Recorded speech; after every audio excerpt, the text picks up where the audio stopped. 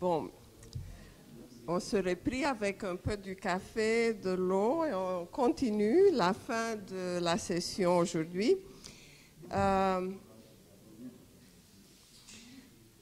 Notre premier intervenant est François-René Martin, docteur en sciences politiques et docteur en l'histoire de l'art, ancien pensionnaire à l'Institut national de l'histoire de l'art, qui est professeur à l'École nationale supérieure des beaux-arts de Paris, ainsi qu'à l'École du Louvre.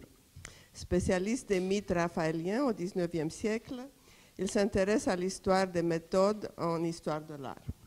Il travaille notamment sur Matthias Grunewald, avec en préparation l'ouvrage Grunewald et ses critiques, problèmes d'histoire de l'histoire de l'art. Donc, à vous.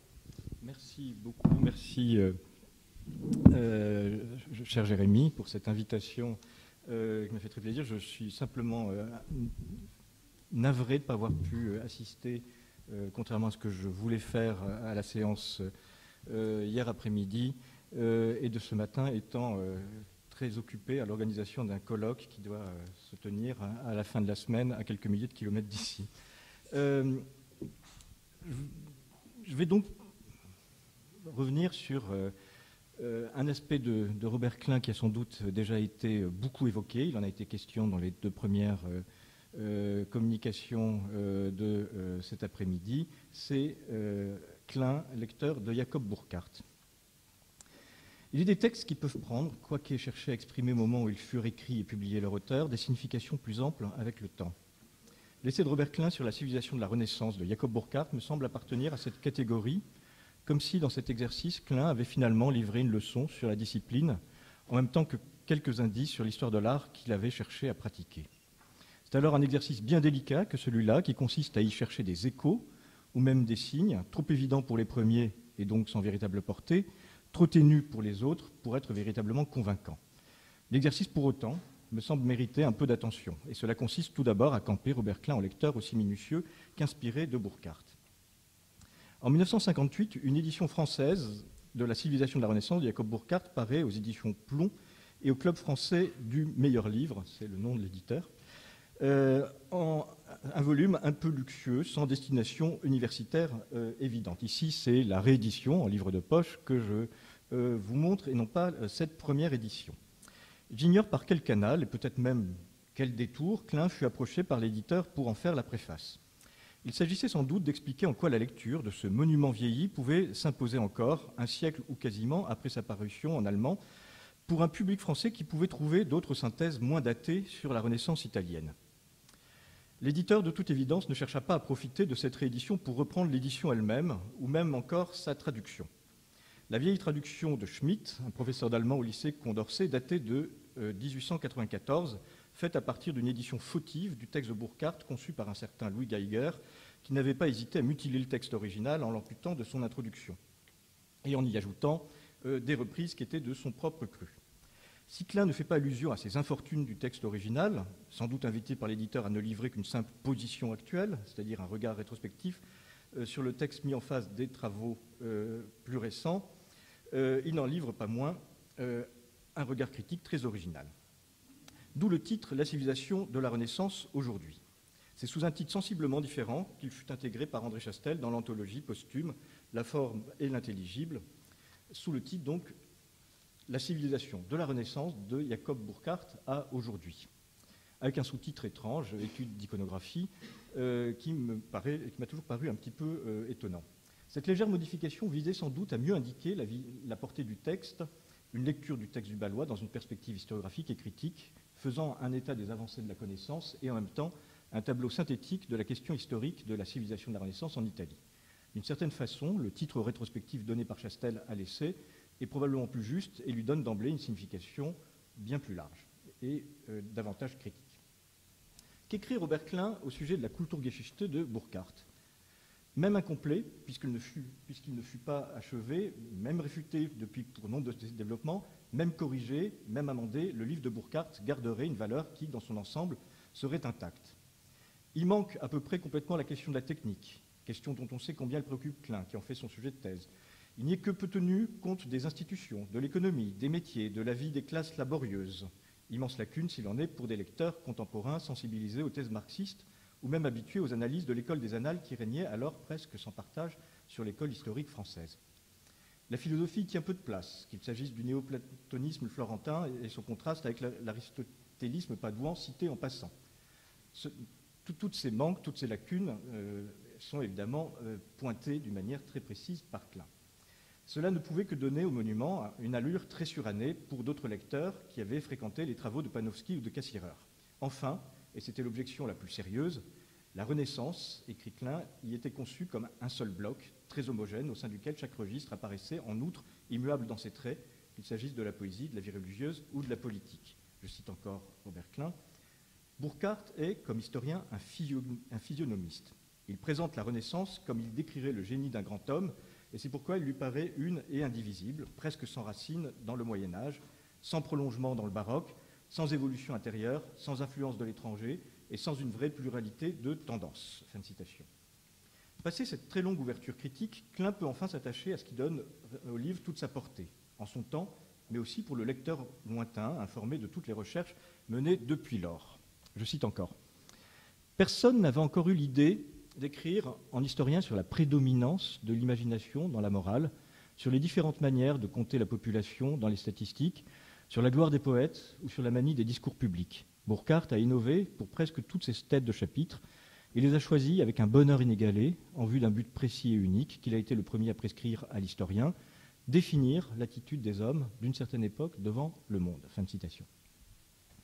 Après avoir souligné en ouverture les lacunes, après avoir exposé la thèse, Klein en vient alors aux objections.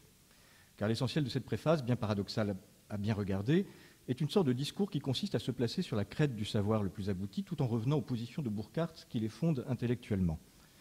L'attitude réaliste, qui est celle des hommes d'affaires, du patriciat capitaliste, ne vaut pas simplement pour l'Italie, mais aussi pour la Bourgogne et la Flandre, comme l'avait compris Huizinga, c'est un premier point. Le célèbre développement sur l'État comme œuvre d'art doit être compris, selon Klein, dans le sens d'artifice ou de réalisation technique. Pas le temps ici de reprendre toutes les remarques aiguës que ce dernier peut faire au sujet de la grande fresque de Burckhardt. Toutes ces remarques critiques visent à souligner d'une part la fécondité des vues du Valois et même parfois leur étonnante viabilité. Enfin, pour ce qui concerne l'art en tant que tel, absent, on le sait, du livre, Klein peut observer que cette lacune est en réalité partielle, tant l'art est en réalité quelque chose d'à la fois primordial et diffus. Je cite, une citation que Florian a déjà livrée dans sa communication. Toute la vie de la Renaissance en Italie, selon Burckhardt, gravite autour de l'art comme centre caché.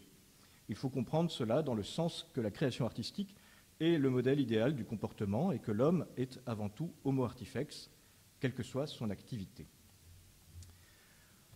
On reconnaît sans peine ici, par-dessous la lecture qui est faite du livre de Burckhardt, une des préoccupations de Klein lui-même et qui sera développée dans le manuscrit de la thèse, magnifiquement édité par Jérémy Köring. Lorsqu'il publia cette préface, Klein était encore attaché au service de l'historien Augustin Renaudet, professeur honoraire au Collège de France, titulaire de la chaire d'histoire de la civilisation italienne, dans un emploi somme toute modeste de secrétaire qu'il occupait depuis 1954. C'est la mort de Renaudet, survenue en 1958, qui imposa sans doute à Klein d'être affecté au service d'un autre grand ponte, si vous permettez l'expression, l'hispanisant Marcel Bataillon.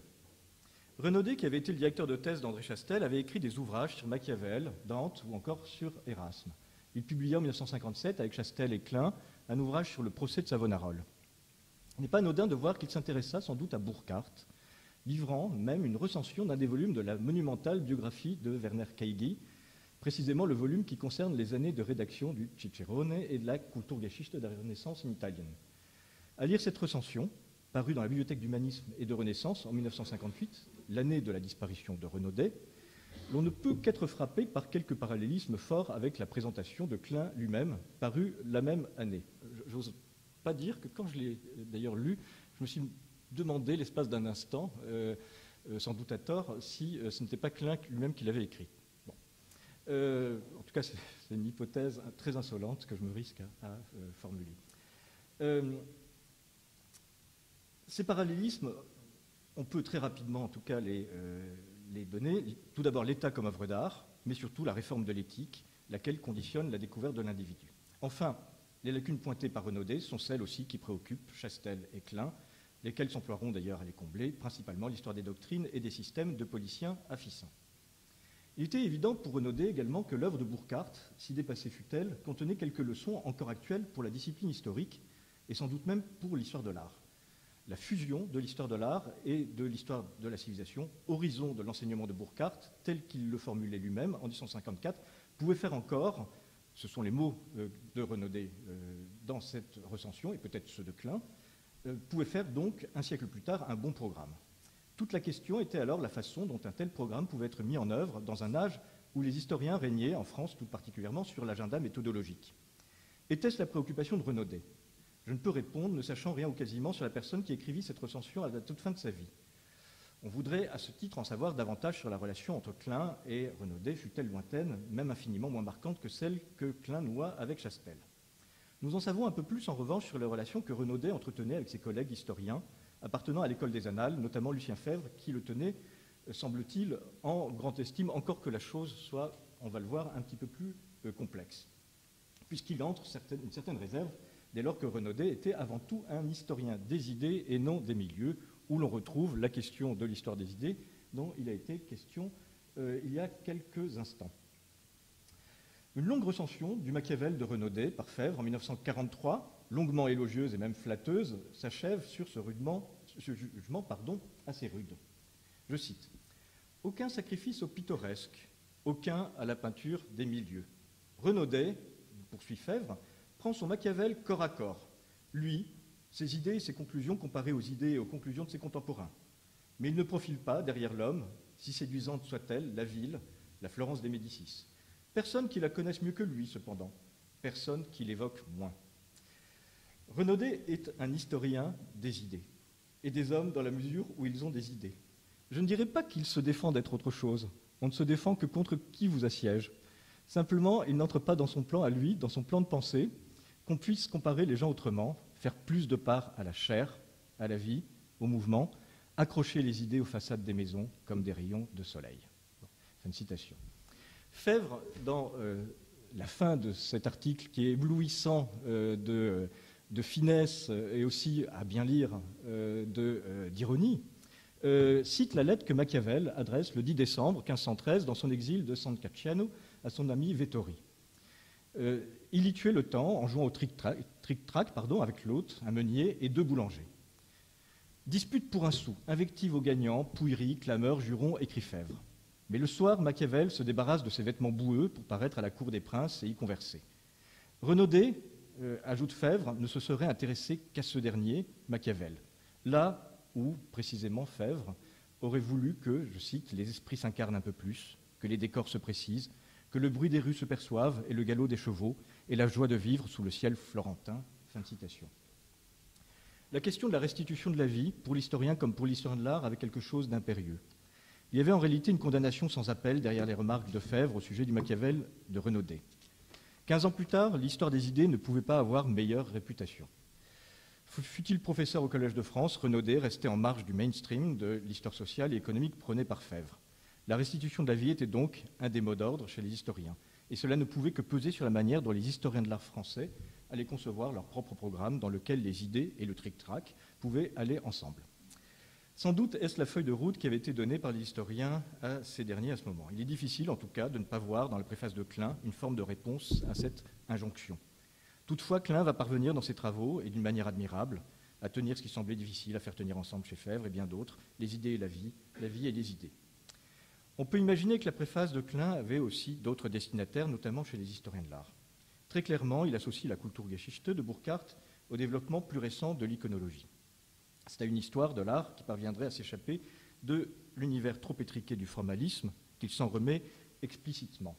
Je cite, là encore, Klein, et c'est une citation aussi que Florian avait dans sa petite anthologie.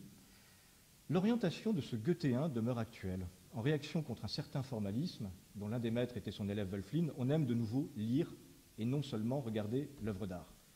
Les nouvelles méthodes de cette lecture eussent ravi l'auteur de la civilisation de la Renaissance. La connaissance exacte d'un faisceau de facteurs historiques concernant l'artiste, son milieu, la destination de l'œuvre, les circonstances de la commande, et de tradition, habitudes iconographiques, symbolisme religieux ou profane, doit aider non seulement à déchiffrer une image, mais à la situer dans l'histoire des idées. » À nouveau, l'histoire des idées. Ailleurs, Klein n'hésite pas à parler, à propos de la démarche de Burckhardt, de sociologie de l'art, dans un anachronisme volontaire. D'une certaine façon, Klein entendait répondre aux prétentions que pouvait avoir depuis une vingtaine d'années un Pierre Francastel à occuper une position de surplomb sur la discipline en France. Francastel avait brossé, d'ailleurs, un état des lieux et livré un programme dans son Histoire de l'art, instrument de la propagande germanique, en 1945. Selon lui, la faillite de l'histoire de l'art française avait deux responsables. Münz, pour commencer, qui manquait d'ampleur, je cite Francastel, et qui n'avait su, en conséquence, tenir la position d'une véritable histoire culturelle de l'art. Courageau, ensuite, qui se serait laissé contaminer par la propagande germanique. Ainsi, pour Francastel, tout un espace était resté inoccupé dans l'historiographie française. Faucillon, d'un côté, représentait le formalisme, Malle, l'iconographie, Lefebvre-Pontaliste, l'archéologie. L'histoire de l'art, dans son rapport avec la civilisation, avait donc été abandonnée par la science française, là où les Allemands étaient parvenus à perpétuer et faire fructifier cet héritage. Assurément, Francastel, en 1945, mais également en 1955, en 1965, et plus tard, pouvait imaginer que son œuvre entière allait servir à combler ce vide. La position de Klein n'en apparaît que plus intéressante et complexe, mais aussi stratégique. Francastel était en effet loin d'être le seul sur ce terrain en France à ce moment précis.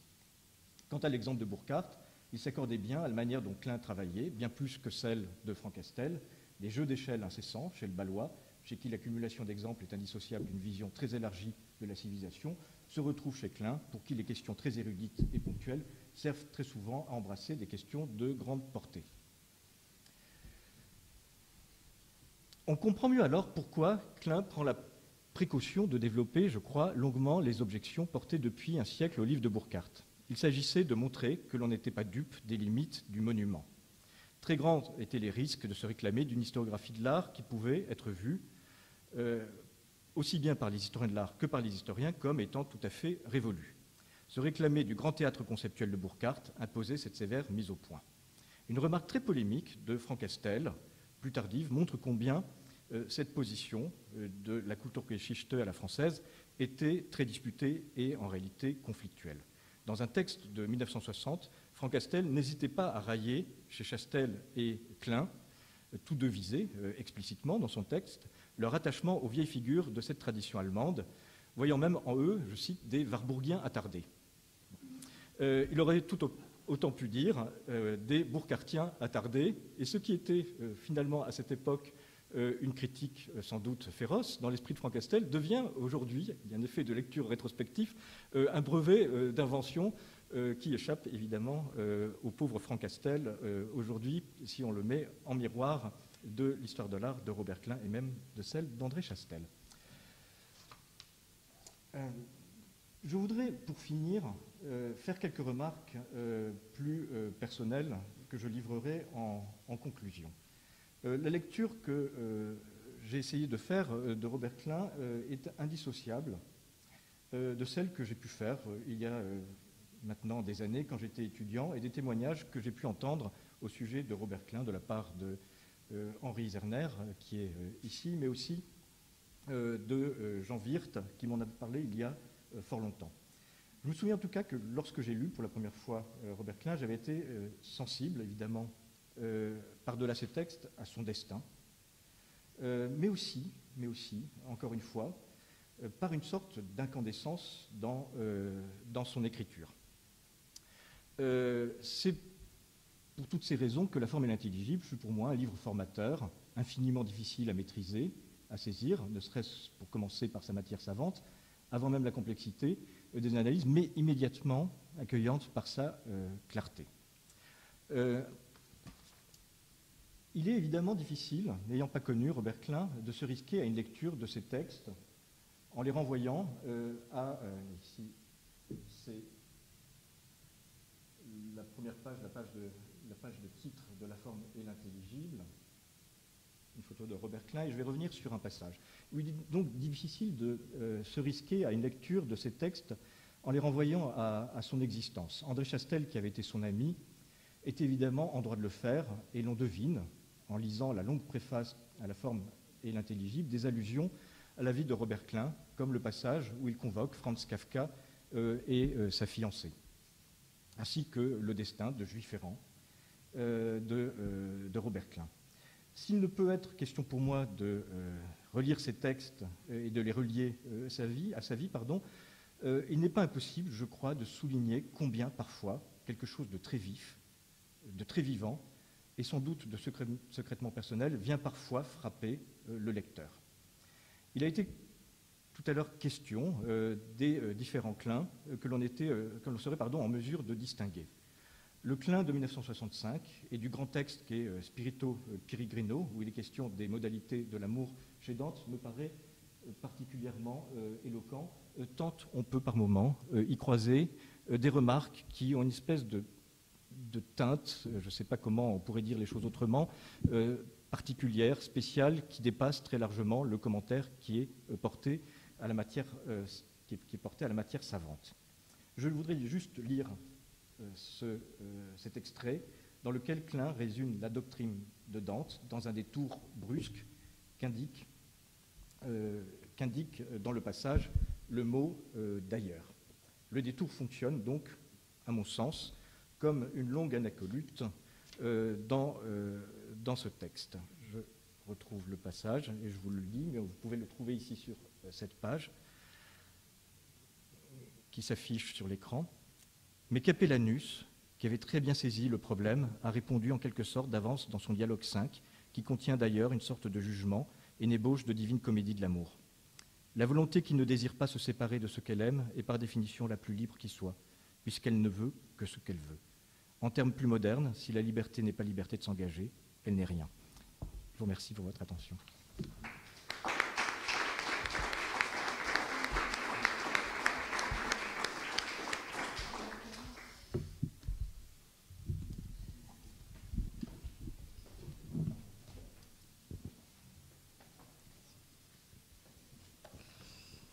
Merci. Et maintenant, Andreas Bayer, qui est professeur ordinaire d'histoire de l'art moderne à l'Université de Bâle et qui a occupé le poste de directeur du Centre allemand d'histoire de l'art de Paris de 2009 à 2013.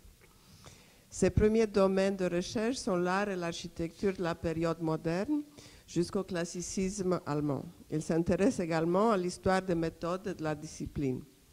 Il co-dirige le projet de recherche Bilderfahrzeuge de l'Institut Warburg de Londres avec Horst Bredekamp, Gerhard Wolf et Uwe Fleckner.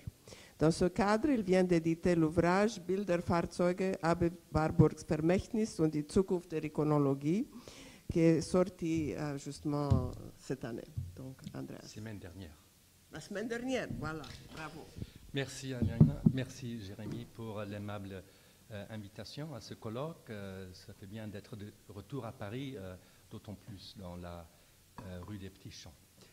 Bien sûr, c'est ce que je vais faire. C'est une tâche que Patricia Faguière aurait dû faire, présenter et commenter l'œuvre l'esthétique et la techné, vu son expertise, mais elle y a renoncé pour des raisons de trop d'expertise, je crains.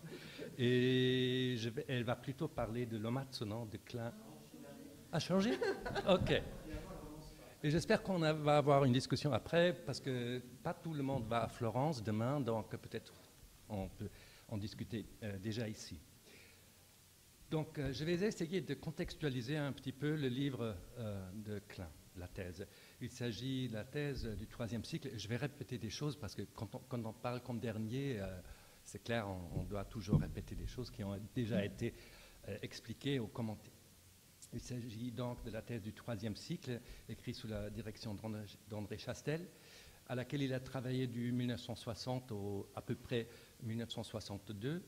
Un manuscrit resté inachevé, car Klein s'est dédié ensuite au tarocchi de Mantegna, pour des raisons stratégiques, comme le suppose Jérémy Köring, et je crois correctement, car il présumait qu'une carrière académique, soit en France, soit au-delà de l'Atlantique, était moins prometteuse avec un sujet de caractère plutôt philosophique.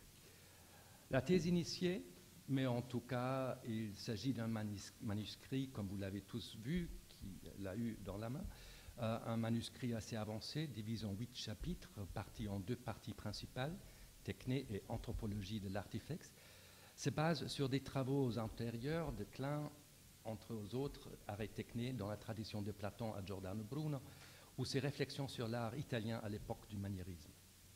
Le but principal du texte est le développement de la thèse selon laquelle la théorie de l'art au XVIe siècle, en se basant sur la conception aristotélicienne de la techné, aurait développé une propre esthétique artificialiste, le maniérisme. Les discussions autour du maniérisme sont vieilles comme l'historiographie de l'art elle-même. Dans les Vite de Vasari, le terme maniera, cela a été compté récemment, le terme maniera est utilisé 1304 fois. Donc la notion la plus fréquente, signifiant beaucoup de choses. Le style personnel d'un artiste, sa signature, sa méthode de travail. Et dans ce cas, le terme émerge déjà dans le livre, comme vous le savez tous, Il libro dell'arte di Cennino Cennini, autour de 1400. Mais maniera peut aussi définir un style collectif d'une région, d'une culture, maniera greca, maniera tedesca, ou d'une époque, maniera antica, ou peut être qualifié de façon plus concrète, avec des adjectifs, maniera delicata, maniera bruntissima, etc. Avec maniera moderna, Vasari cherche enfin de définir l'art de son propre époque, la terza età, et souligne donc une continuité de l'art de la Renaissance au soi-disant maniérisme, ce qu'il explique que dans le Proemio alla terza parte, l'introduction aux vies du XVIe siècle. Mais le terme reste polysémique. Et cette polyvalence ne permet pas de parler, comme l'a fait John Sherman, d'un concept soi-disant téléologique du maniérisme comme accomplishment and cultured refinement, la représentation et la production d'un beau idéal. Cette définition de Sherman a gagné un consensus général, mais reste néanmoins problématique, et j'y reviens. C'est donc depuis Vasari que la littérature de l'art s'est penchée sur la définition non seulement du terme maniera, mais aussi sur la détermination de la production d'un art généralement situé entre la première moitié du XVIe et la première moitié du XVIIe siècle. Et majoritairement, c'était une définition péjorative. De Giovanni Pietro Bellori à Luigi Lanzi, de Jacob Burckhardt à Heinrich Wölfflin et Alois Riegel. Les manifestations de ce qu'on décrivait comme maniéristes étaient la plupart du temps refusées comme nocifs, décadents, épigonales, artificiels. Hans Aurenhammer, dans un article récent qui réécrit la fortune du terme, nous a rappelé qu'en effet, c'est seulement avec Max Dvorak, dans la Vienne des années 20 du XXe siècle, que le maniérisme a été soumis à une révision, à une véritable réhabilitation. C'est en octobre 1920 que l'historien de l'art viennois tenait une conférence sur Greco et le maniérisme, dans laquelle le peintre crétois était caractérisé, ensemble avec Michel-Ange et Tintoretto, comme protagoniste d'un art libéré du primat de la mimésis naturelle et de la norme d'une beauté objective, protagoniste, les trois donc, d'une époque autonome entre Hochrenaissance et Frühbaroque. Époque autonome, mais, et cela explique le pourquoi du maniérisme, une époque dans laquelle Dvorak et son temps se sont mirés. Il définit le maniérisme comme un style qui, selon lui, obéit qu'à la fantaisie subjective, comme une renaissance spirituelle qui suit à une crise qu'il reconnaît également dans les bouleversements après la Première Guerre mondiale, je le cite, un chaos apparent comme notre temps se présente comme un chaos. Les affinités électives de Dvorak les affinités électives que Dvorak reconnaît entre l'expression antinaturaliste du maniérisme et l'expressionnisme contemporain de son temps sont évidents. C'est une vue spiritualiste qui servait de revaloriser toute une époque et en même temps la définit comme une matrice, un programme qui servait bien au-delà des limites des règles chronologiques de l'histoire de l'art, qui servait d'orientation dans un monde basculé. Ce que Dvorak formule, c'est rien d'autre qu'une tension donc entre histoire et typologie diachronique. En plus, cette réévaluation du maniérisme ne se limite pas au seul Dvorak. Hermann Voss, dans son livre sur Die Malerei der Spätrenaissance in Rom und Florenz, 1920, introduit les peintres de l'école de Michel-Ange et de Raphaël, qui étaient généralement négligés. Et Lili Fröhlich-Bohm, dans sa thèse, écrite sous la direction de Max Dvorak, dédiée à Parmigianino und der Manierismus, 1921, développe un concept du maniérisme tout à fait original, et contrairement à Dvorak, avec des anticipations de certaines thèses de John Sherman, notamment concernant un maniérisme esthétique, elle dit esthéticistisch, et donc pas compatible avec l'expressionnisme contemporain. Aurenhammer nous rappelle encore aussi Walter Friedländer et son livre Die Entstehung des antiklassischen Stils in der italienischen Malerei 1520, publié en 1925, mais la conférence sur laquelle se base le texte a été tenue déjà en 1914. Ce nouveau concept du maniérisme comme une époque dans son propre droit s'établit assez vite. En 1928, Nikolaus Pevsner formule une sorte de synthèse dans le Handbuch für Kunstwissenschaft, une synthèse entre Dvorak et Friedländer, on dirait, et en tout cas, lui aussi définit le maniérisme comme un style diachronique, reconnaissable dans différentes époques. Dvorak et Friedländer ont même avancé la thèse d'un maniérisme comme revenant du gothique, dit la Tente gothique. Et quand à Vienne des années 20, Jeremy Küring a justement indiqué les travaux de Julius von Schlosser, dédiés à la Wunderkammer, les cabinets de curiosité, et aux études de Ernst Kriss sur le moulage d'après nature chez Palissy et Jamnitzer de 1926. Contribution, entre parenthèses, toutes restées déconnues par Robert Klein, au moins pas citées, même si on y trouve des parallèles, des correspondances intellectuelles parfois étonnantes. Le pourquoi du maniérisme de l'école de Vienne est évidemment basé dans l'expérience de la crise de l'après-guerre et dans l'art même, contemporaine à ces historiens de l'art, dans l'expressionnisme et dans ses manifestations variées. L'intérêt est probablement né d'une nécessité d'une auto-assurance, d'une nécessité de comprendre le présent troublant à travers une hométitie, pour ainsi dire, dans une relation historique d'équivalence. Une telle inscription du présent dans le passé se manifeste similairement aussi dans la deuxième après-guerre, dans les années 50. Et c'est encore une fois le maniérisme qui sert de matrice. Il y a presque 2 ans de carrière du maniérisme au XXe siècle dans le monde germanophone. C'est juste après la Première et après la Deuxième Guerre mondiale. Une proximité sentie de ces années à l'art du XVIe et XVIIe siècle s'articule dans plusieurs expositions d'après-guerre. Celle à Naples sur le maniérisme en 1952, à Nuremberg, Aufgang der Neuzeit, dans la même année, Arcimboldo, en 1955 à Rome, l'exposition en 1950 à New York, qui montrait les surréalistes avec leurs précurseurs, Bosch, Jamnitzer, Piranèse, Granville, Mérion, et enfin l'exposition Le triomphe du maniérisme européen, Amsterdam 1955, la fameuse exposition de Michel-Ange à El Greco du Conseil d'Europe et donc le maniérisme comme témoignage de l'unité de la culture européenne. Et encore une fois, le terme vient d'être élargi.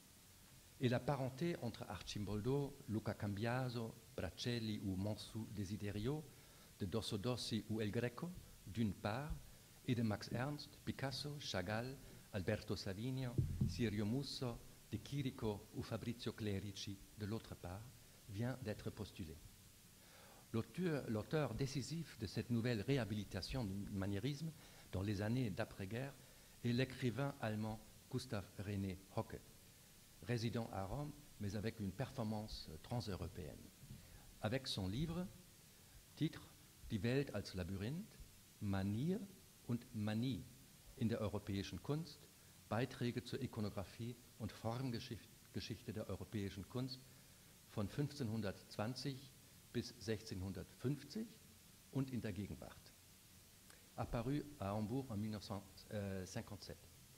Lui aussi se base sur l'analyse approfondie des traités de l'époque, Zuccari, Emanuele Tesauro ou Gracian, mais surtout, il cite la littérature et il travaille avec la juxtaposition des images. Pour Hocke, le maniérisme diachronique est un concettismo, une image archétypale se basant sur les catégories de Federico Zuccari, à savoir le disegno fantastico ou disegno metaforico. Le terme que Hocke lui-même introduit est celui de la Gegennatürlichkeit, ce qui pourrait inclure même l'art abstrait. Le dualisme, ou il faut mieux dire la dichotomie entre les formules du classique et du maniériste persiste. Aussi Arnold Hauser, avec der Ursprung der modernen Kunst und Literatur du 1964, contribue à cette renaissance du maniérisme, mais d'un point de vue marxiste. Mais malgré leurs différences méthodologiques, Hocke et Hauser poursuivent le concept de Dvorak et sa conviction de considérer le maniérisme comme un miroir du présent et comme l'expression d'une crise spirituelle. Mais il est intéressant de voir qu'en même temps se fait remarquer un malaise concernant l'extension et la dilatation du terme. À Manchester, en 1965, une exposition Between Renaissance and Baroque y renonce consciemment. Le caractère problématique du terme est même sujet d'une section particulière pendant le Congrès international d'histoire de l'art à New York en 1961, Recent Concepts of Manierism. Et c'est Ernst Gombrich, dans l'introduction de la section, qui insiste en cette occasion sur le fait que la recherche du maniérisme s'est trop concentrée sur les propres idéologies et n'a pas su faire ses preuves dans l'analyse des œuvres d'art eux-mêmes. Il ne mentionne pas qu'il avait contribué avec sa thèse sur Giulio Romano justement à cette vue du maniérisme. Gombrich plaide pour une radical revision, une révision radicale du concept du maniérisme, et ce sont Craig Hugh Smyth et John Sherman qui suivent l'appel. Les deux sont d'accord sur 4 points fondamentaux distillés par Aurenheimer, je le cite. Premier point, ils refusent l'interprétation d'origine germanophone de Dvorak et Hocke. 2. Leur maniérisme n'est pas expressif abstrait, mais d'une virtuosité et beauté élégante. C'est pourquoi ils se concentrent sur des artistes représentant le maniérisme tardif, comme Bronzino, Salviati, Vasari. 3. Le maniérisme ne représente pas un anticlassicisme, mais signifie une continuité de la Renaissance et surtout pas une rupture. 4. Le maniérisme et le terme maniera sont liés inséparablement. Mais, nous le savons tous, il faut lire le livre de Robert Klein pour trouver une définition assez plus complexe du terme maniera. C'est surtout la conférence de Sherman et le livre qui suit, Mannerism, publié en 1967, qui a eu une influence sans pareille. Le livre a vu 10 éditions et été traduit en 8 langues. Pour Sherman, maniera représente un style qui cherche de faire voir la maniera. Mais comme maniera signifie style, le pléonasme est évident, est formulé par Sherman. Le maniérisme pour lui n'est autre qu'un style. Certes que pour Sherman, maniera est un terme positif. Il ne représente pas la rupture, l'expression, la tension, mais au contraire, sprezzatura aristocratique, ornement et décor, un achèvement, accomplishment and cultured refinement. Cette vue, malgré son succès populaire, n'est pas restée sans contradiction. Notamment Henri Zerner, dans sa fameuse critique du 1972, s'est opposé à la lecture trop affirmative et trop vasarienne, pour ainsi dire, de Sherman. En plus, Sherman veut un maniérisme apolitique. C'est pour lui rien d'autre qu'un divertissement de la culture aristocratique, loin des réalités quotidiennes socio-économiques de l'époque. Mais c'est insister sur un art pour art est peut-être ça aussi un symptôme de crise contemporaine, et il ne cache pas un certain escapisme à penser que ce volume a été publié à l'aube du 68. Mais toute autonomie de l'art est bien sûr aussi politique. Daniel Arras y a insisté, Christine Tauber avec son livre sur François Ier également. Et Carole Meunier a justement souligné ce matin le caractère politique de la pensée de Klein, qui, dans l'esthétique de la techné, s'articule cependant plus de façon présupposée. Aujourd'hui, nous sommes devant la tâche de réviser les constructions des époques, et peut-être est-il grand temps de problématiser non pas le maniérisme, mais le concept de la Renaissance et celui du classique. L'état des choses était à l'époque de Robert Klein, celui-ci. Dvorak et Hocke d'une part, Sherman et Smythe de l'autre, pour simplifier un peu. Je saute l'état actuel, car après les contributions de Daniel Arras et Patricia Faguière, d'Andreas Tönnesmann et de Horst Bredekamp, pour ne citer que quelques noms, la discussion, certes, est plus avancée. Elle est ailleurs aujourd'hui, surtout concernant l'aristotélisme. Mais quand on parle du début des années 60, la contribution de Klein reste innovatrice. Je ne vois aucun autre historien de l'art à cette époque qui était tout autant philosophe et qui était tout autant si proche disons, à la succession de la pensée autour de la Kunstwissenschaftliche Bibliothek Warburg. Et c'est bien lamentable que toute la discussion suivante a dû se faire sans un texte qui aurait, dès les années 60, permis de mener la discussion de façon plus concrète et à la fois plus réfléchie, et qui seulement aujourd'hui, plus que 50 ans après sa rédaction, a été jeté dehors. Robert Klein, lui aussi, vise à une révision du maniérisme, sans nier les apparences anachroniques, ou mieux diachroniques.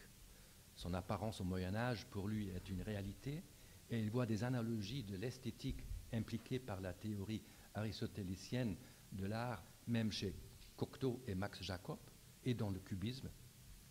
Il y reconnaît pourtant pas les tendances de rupture, le phénomène de crise, le caractère de l'inquiétude, l'inclination vers la déconstruction, mais bien au contraire, il insiste sur son caractère constructif, sur la technique, sur l'art de faire, de produire, selon la droite raison. Les aspects de Klein sur la pensée artificialiste de l'art, dérivés assez directement de l'éthique à Nicomaque d'Aristote, sont en 3 points, et je cite la synthèse de Jérémy Curing. Premier point, la contingence de l'art et l'arbitraire de l'artiste sont expressément opposés à la nécessité des produits internes de la nature qui ont leur principe en eux-mêmes et non dans celui qui les fait. 2, l'art est une propriété du sujet. Et 3, l'art ne crée pas. Il fabrique des choses suivant leur vera ragione, recta ratio, rerum faciendarum. L'artiste fait ce que l'art lui permet de faire. L'argumentation de Klein repose sur des sources qui remontent au Moyen-Âge et qui vont jusqu'au baroque. Il consulte les écrits canoniques, Cennini, Alberti, Vasari, Deutsch et altri, mais aussi des textes moins connus comme Gauricus, Nacilotti, Masardi et d'autres. Et entre parenthèses, cette familiarité et cette connaissance des sources l'amène à publier, ensemble avec Henri Zerner, Italian Art 1500 to 1600, Sources and Documents, en 1966. Tandis que Sherman s'est appuyé sur un concept assez difficile à discerner, le style, la beauté, Klein manœuvre avec grande virtuosité avec le dispositif philosophique. Le fait que celui-ci ne considère pas les traités techniques de mécanique, de minéralogie, de métallurgie, d'hydraulique ou pyrotechnie a été décrit par Jérémy Curing comme part aveugle de sa thèse. Mais Jérémy Curing le justifie parce qu'il dit, par le fait que Klein considère le fait artistique d'un point de vue de l'éthique, tandis que les traités techniques se réfèrent plutôt à la physique. Et peut-être, si j'ai bien compris les commentaires de Patricia Faguière, le problème est exactement là, entre, disons, l'éthique et la physique, que la physique est pratiquement exclue du traité. Même s'il mentionne, mais il ne l'approfondit pas. Ce que Sherman a postulé, sans vraiment tenir promesse, c'est l'autoréférence de l'art. Et je le cite, c'est Sherman sur un dessin de Rosso Fiorentino, Mars et Vénus, de 1530. Je cite, « What the work stimulates positively is not belief in a narrative, not the evocation of something real outside itself, but fascination in itself, in its complexities, its visual jokes, its tour de force of manipulation and technique, and its accumulated demonstration of artistic capacity. » Klein aurait signé cette phrase sans attendre. Tout son livre n'est que la preuve capitale d'un art autoconscient et relatif à soi-même, soit dans la pensée, soit dans sa production. Il réfère à Michel-Ange, à Arcimboldo, Cellini, Palladio et d'autres. Mais, comme nous l'avons entendu plusieurs fois aujourd'hui, sans trop entrer dans l'analyse spécifique. Mais tandis que Sherman parle d'une autoplaisance dans la beauté, Klein parle d'une autoréférence dans le faire, dans la dignité de la fabrication. Le livre de Klein, en ce contexte, représente un correctif dans toute la discussion du maniérisme. La discussion autour de ce terme aurait pu se concrétiser et dépassionner avec l'aide de ce texte, qui, comme les autres écrits de Klein, lui montre comme précurseur d'une histoire de l'art qui pense.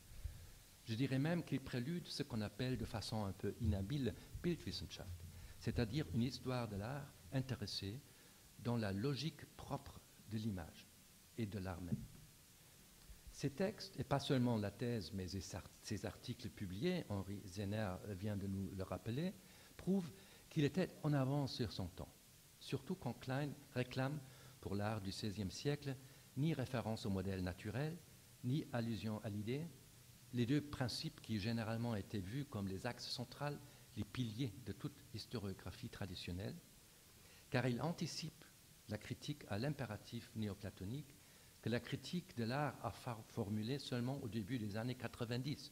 Et je cite l'article fameux de Horst Bredekamp, Die Götterdämmerung des Neuplatonismus, et qui stimule nos recherches et débats encore et toujours. Au moins, c'est vrai pour le monde germanophone. Le néoplatonisme a plus ou moins fini d'exister, je crois.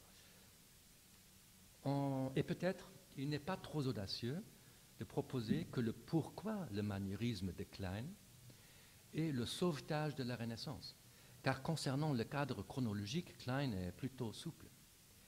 Et même au-delà de toute démarcation de styles et d'époque, le souhait de Klein était probablement le sauvetage de l'histoire de l'art tout court.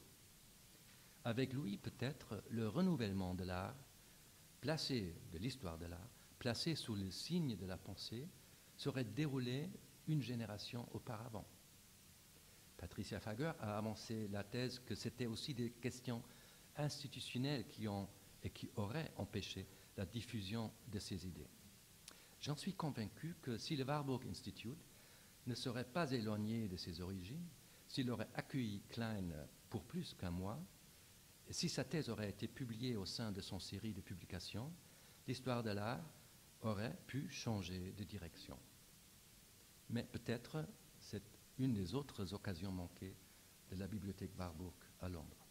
En tout cas, il était donc grand temps, je crois, que ce texte soit sorti, que Klein s'exprime et qu'il prenne la parole, et que Patricia Fager accepte le défi.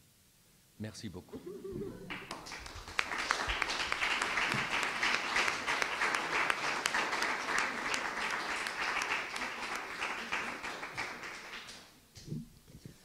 Bon, alors je vous invite à faire vos demandes.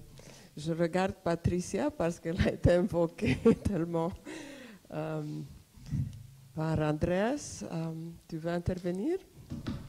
Commencer? Briser la glace?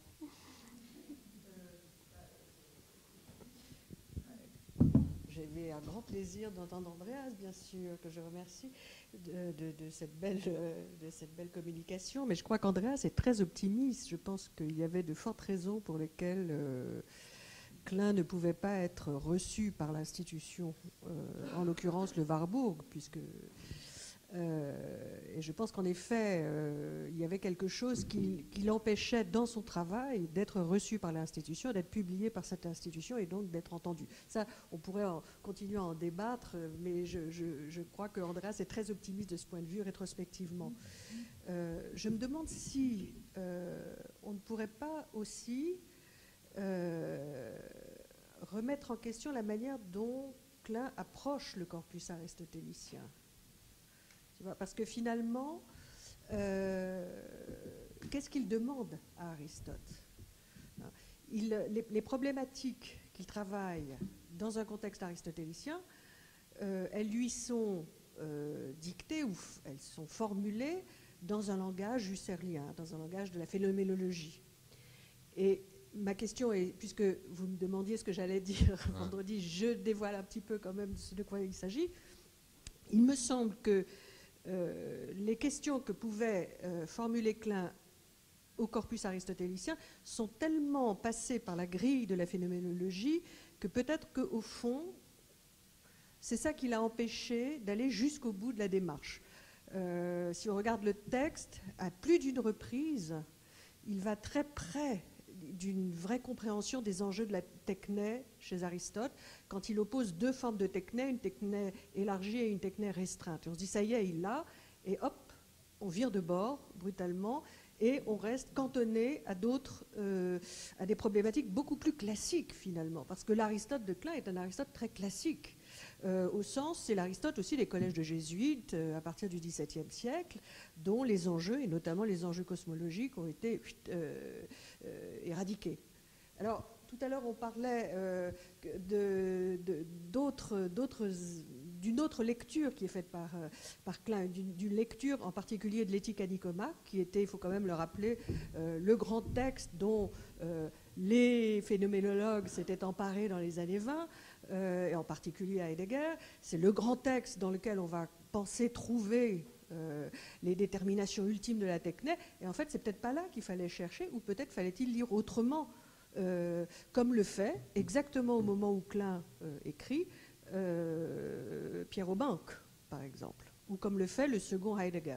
Et donc là, je pense qu'il y a quelque chose, je pense que Klein a dû se rendre compte dans le cours de la rédaction, et que c'est peut-être pour ça qu'il n'a pas été jusqu'au bout, hein, parce qu'il est vraiment contemporain de ces lectures qui sont en train de proposer un nouvel Aristote. Et je crois que là, c'est peut-être la raison pour laquelle il s'est arrêté. Lui qui était suffisamment généreux et vif d'esprit pour abandonner un dossier, l'abandonner aussi aux autres, etc. etc. Bon. Mais j'avais en fait une question peut-être à poser, mais je ne veux pas monopoliser la parole, je la poserai tout à l'heure.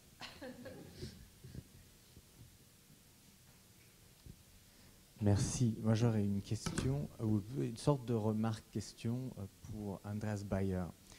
Je suis tout à fait... D'ailleurs, d'abord, merci pour le survol de toutes ces différentes approches au maniérisme que moi, je trouve absolument passionnantes.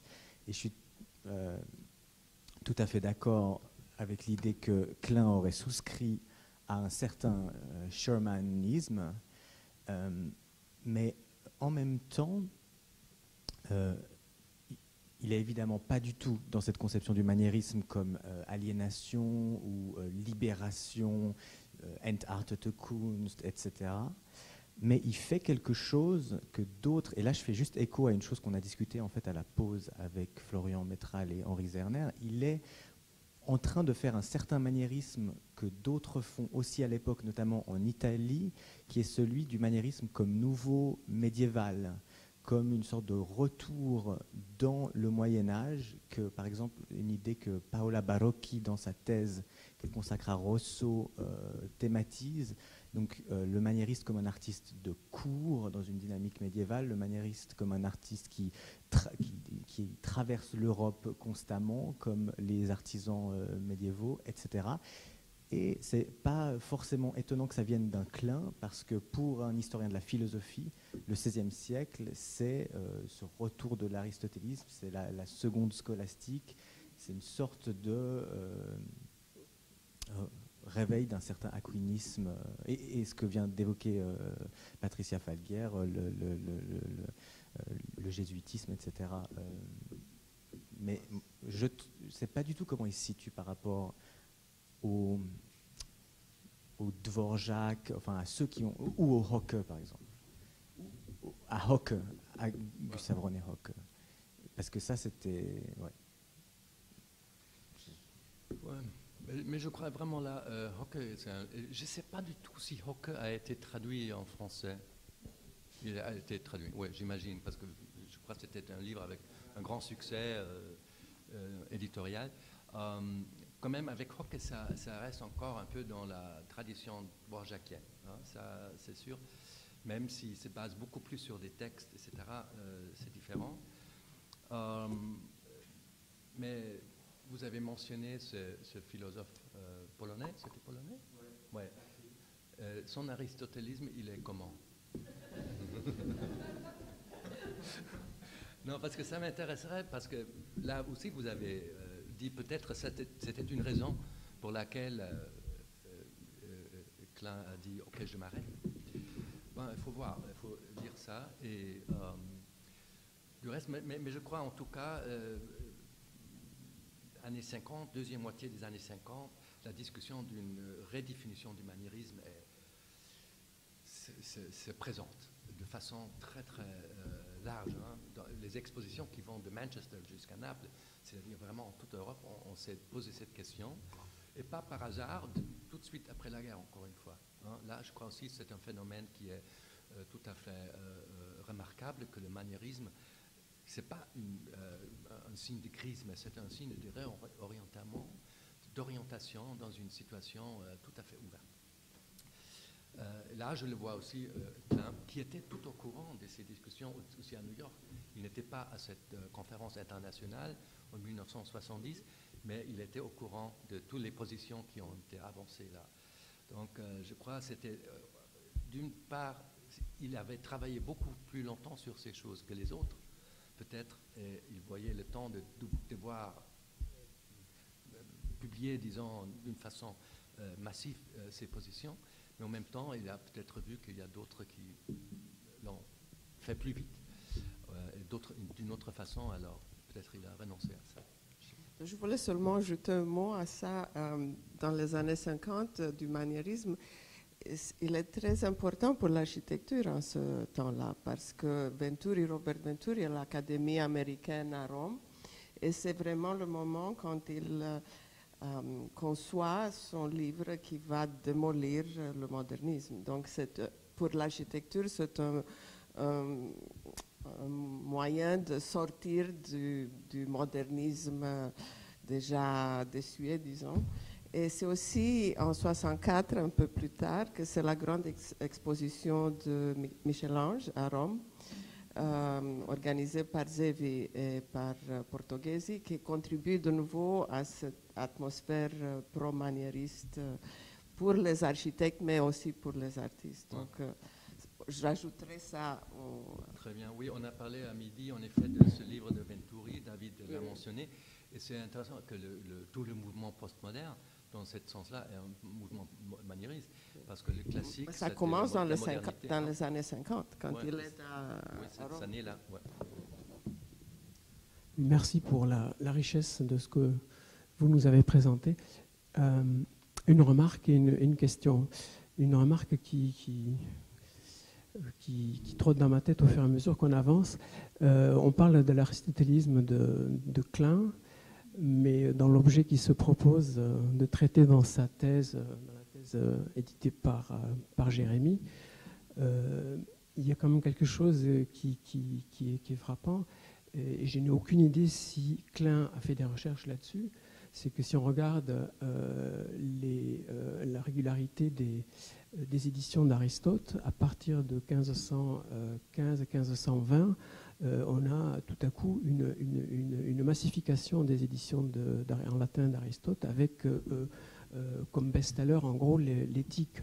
Donc je ne sais pas s'il y a quelque part des considérations, je suppose que non, mais je trouve que c'est très très frappant de voir qu'il y a, si on regarde du point de vue de l'histoire du livre, il y a quelque chose comme une correspondance entre la thèse que défend Klein pour cette partie-là de la Renaissance tardive et ce que l'on sait maintenant de l'histoire du livre. Alors on n'en a pas du tout parlé, je pense que c'est peut-être quelque chose sur lequel il faudrait aussi réfléchir.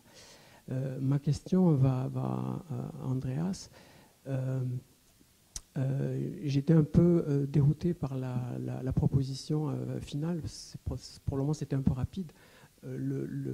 Comment comprends-tu Klein comme pionnier ou comme précurseur de la Bildwissenschaft telle qu'elle est comprise aujourd'hui après Bredekamp? J'aurais besoin de quelques mots de plus pour mieux saisir, parce que ça ne me paraît pas évident. Si la Bildwissenschaft, c'est un terme très problématique, j'aime pas utiliser, mais je ne sais pas comment dire autrement, mais disons, il y a aussi un aspect phénoménologique là-dedans, c'est-à-dire l'idée d'observer la propre logique de l'image. C'est-à-dire il y a des processus qui obligent une œuvre d'art de devenir ce qu'il est, qui ne sont pas dans la main de l'artiste, qui sont dans les règles, disons, de l'art. Et là, il y a un moment qui correspond un peu à cette idée de la technique de Klein. C'est-à-dire, comme, oui, je dirais, on peut dire, also die Bildlogik zu erkennen. Et ce n'est pas seulement une logique de la pensée, mais c'est aussi une logique de la technique. Et je crois que c'est ça que beaucoup des historiens de l'art, dans les dernières 15-20 ans, ont cherché de rechercher cette idée de la propre logique, des propres Gesetze, comment on dit, des propres lois de l'image. Là, je vois l'analogie. Andreas, je suis totalement d'accord avec ton analyse, mais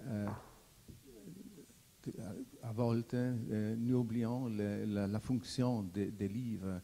Les livres de Sherman, c'est un livre pour un public large. La comparaison avec la dissertation de Klein, c'est difficile de comparer textes so différents. C'est vrai, c'est vrai, c'est vrai. Et Sherman lui-même, tout d'abord, c'est lui qui disait que c'était son livre le moins réussi. C'était le plus vendu, mais c'était le moins réussi. Il a dit ça. Mais c'est clair, c'est Penguin. Non, ouais, c'est Penguin Books. Donc c'est tout un autre format. Série mais on peut Style aussi, Civilization. Hein, yes. Mais on peut tout de même, dans un format de ce genre aussi, avancer certaines choses. Et si Klein aurait écrit pour Penguin ou un autre éditeur au grand public, il aurait dit une autre chose probablement que Sherman. Et Sherman n'a jamais corrigé. Il a dit que c'était son livre, selon lui, le moins réussi, mais il n'a jamais vraiment corrigé cette idée du stylish style et surtout de cet art, comment on dit, aristocratique. Voilà. Tu as étudié avec lui, non? C'est ça. Ah. J'ai une question à toi.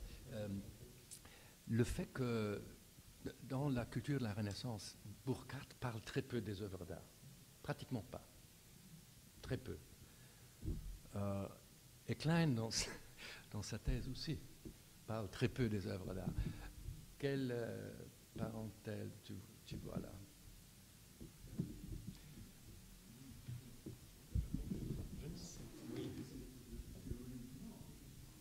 Il existe sous forme d'esquisse d'ailleurs, puisqu'il y a ces trois essais sur le portrait, sur la sculpture, le dernier je ne me souviens plus. Donc, non, il y a une chose sur laquelle je n'ai pas voulu insister, mais qui me paraît assez évidente, c'est-à-dire que quand on regarde la manière dont est construit la formule intelligible, il y a quelque chose d'assez burckhartien dans l'allure générale. Et c'est une chose qui me frappe, avec là aussi quelque chose qui fonctionne d'une manière fragmentaire, comme chez Burckhardt, une chose qui fonctionne de manière fragmentaire, avec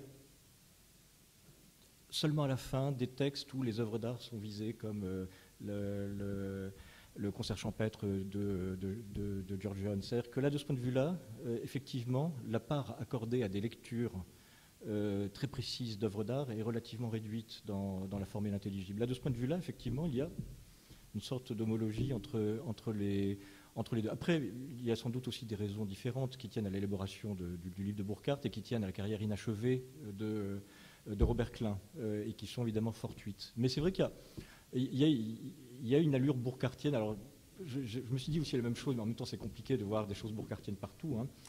Dans l'anthologie faite par Henri et Robert Klein, le plan me paraît quand même assez burckhartien dans son esprit. Voilà.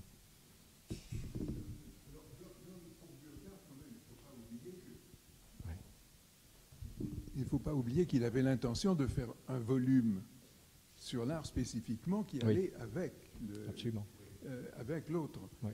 Alors il ne l'a pas fait, ça c'est une autre affaire, mais il faut imaginer un pendant sur les œuvres. C'est essentiel pour comprendre le projet de Burckhardt. Absolument. Oui, il a publié, après sa mort, son neveu a publié les 3 articles que Louis voulait qu'on les brûlait. Hein, un peu. Il a dit alles zu verbrennen. Hein. Il ne voulait pas que ça se garde. Il ne voulait pas que ce soit buttato fuori.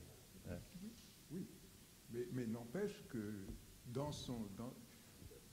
une des raisons pour lesquelles les œuvres d'art n'apparaissent pas, c'est qu'il avait tout à fait l'intention de les mettre en pendant. J'ai peut-être un mot de plus sur Shearman. C'est la disparité entre l'article, entre le congrès de 61 et le livre. Parce que l'article est très fort et le livre est incohérent. Vous étiez combien des années des collègues?